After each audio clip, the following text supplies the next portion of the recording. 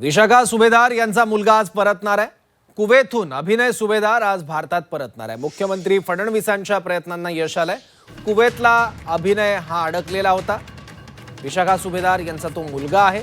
त्याला लंडनला जायचं होतं, पण तिथेच युद्धस्थितीमुळे तो कुवेतमध्ये अडकला। त्याच्यामुळे भावनिक होत मदतीची याचना केलेली होती विशाखा सुभेदार यांनी, आणि त्याची दखल उपमुख्यमंत्री एकनाथ शिंदे, मुख्यमंत्री देवेंद्र फडणवीस यांनी घेतली। आणि आता त्यांच्या प्रयत्नांना यश आलं आणि कुवेतला अडकलेला अभिनय मायदेशी परतणार आहे।